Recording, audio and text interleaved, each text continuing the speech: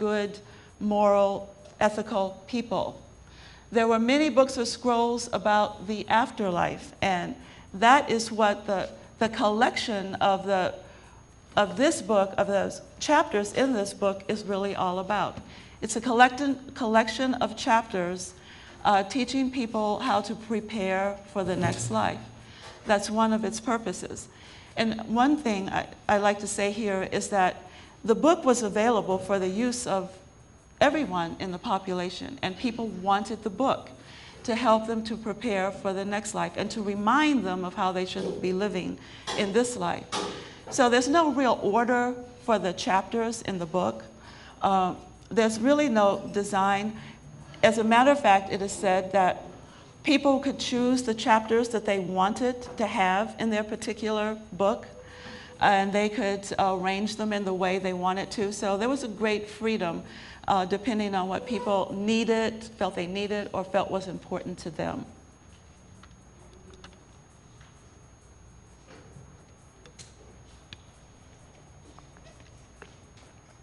This is almost, I could say, what the book is about. Nature. And what, oh, I have to go back to the previous slide. No. To the previous slide. Okay. Nature. Nature is, you've heard it before, in Medu Necher. We can pronounce it Neter, Necher, Neter, Netra, Neter. Those are some of the pronunciations. Nature is the most significant and important words in the entire language. It relates to the totality of all existence. The Kemites believed that everything was one. Nature represents one, the atum, the completeness or the totality of all existence. Everything that exists and everything does exist is nature. The word nature, our English word nature, perhaps derives etymologically from the word nature, because the meanings are basically the same. When you think of nature, all forms of life, all life, that's nature. Nature or nature was not worshipped in Kemet in the sense of Western thought, but it was respected and acknowledged as the source from which all life emanates. Neteru are all of the manifestations of the one nature, the one neter. All of the forms of creation, all of the forms in which everything exists are the neteru. And in the book of Coming Forth by Day, the neteru are the main players or the main characters in the book, as we shall see. One of the most important neter in the book was Ra. Ra, if you pronounce it Re, it's the same word, represents light and the energy which comes forth from the sun. And the symbol that was used for Ra was the sun. But that was just the symbol of it. Here we have Ra in the boat, and it was symbolized or thought of metaphorically, I guess, that Ra, the sun, travels across the sky. It appears in the eastern horizon in the morning, gets in the boat, travels or sails across the sky, and then sets again in the western horizon. That is the symbolism that is used. That is the life cycle of the earth, of the cycles of the earth and the sun. But Ra itself represents that energy, light, and motion from the sun. Ra plays a very important role and part in the book of Coming Forth by Day. The Neteru of creation play a very important role in the book of Coming Forth by Day.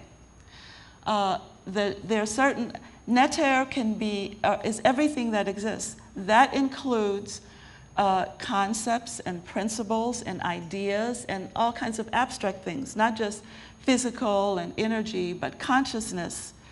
And these are some of the Neteru from the creation story. That's not the first one on the slide. you'd have to move it over. But the first one we have here on the right, and they're all facing towards the right or towards the east, is shu, which represents air and moisture. Tefnut, shu, air. Tefnut is moisture, that's this one. And you can see they're all symbolized with various animals and objects in nature. Geb, which symbolizes the earth, land. Nut, which symbolizes the cosmos. Aset, this one, which is missing. I wish I could slide it across, but I don't know if we're going to be able to do that because they slide across. Aset, which is not shown here, represents the female principle of womanhood, sisterhood, wife. Ra would have been the first one in this list. Asar is one of them. Asar represents renewal, rebirth, rejuvenation. So all of these are just symbols. These Neteru are symbols of abstract, if you wish, ideas or qualities or principles. And by the way, when we think of Neteru, everything that exists has every Neter within itself in varying proportions. So all of us have within us Shu, Tefnut, Geb, Nut, Asar, Aset, Ra. Okay, go to the next one. The next most important neter from the book is Ma'at. Ma'at is the neter of balance and harmony. Harmonious balance, right doing, and as you can see, it is a female principle. She wears the feather of an ostrich on top of her head, and we're going to see a lot of Ma'at as we go along. But Ma'at is very key because, as I said before, the Kemites did not have written laws. They lived by the principle of Ma'at. That is, when you were born, from the time you were born, you were taught how to speak the truth, how to do right, act right, how to share, how to be giving, how to love, how to be respectful, how to create harmony and balance, how to protect how to protect other human beings, how to protect nature, how to respect nature, how to keep everything in balance so that, or to work towards helping everything to grow and develop in a healthy way. And health is a state of balance. So it is man's responsibility then to be Ma'at, to promote the healthy growth and development of all life. That's what Ma'at is, in a few words. Here's a scene from the Parrot Heru, and you can see there is Ma'at. We have two Ma'at. Ma'ati, the double Ma'at. And this, we're going to see the slide again. But for right now, the Ma'at, and here is Ma'at on the scale. I'm going to talk about this when we get to the slide. But there is Ma'at again, and there is Ma'at again. So you can see that the book of Coming Forth by Day, the Parrot Heru, is really about the Neteru. You have to know the Neteru. One of the things that you need to know in order to begin to understand this book is to begin to understand Neter and the Neteru. And once you know a little bit about that, then reading the book won't seem so mysterious. It is knowing the main characters or players in the book is the most important thing for you as a beginner reading this book. Ma'at. Now that I told you what Ma'at means, you have an idea of what these two ladies here are representing, and the feather on the scale is representing.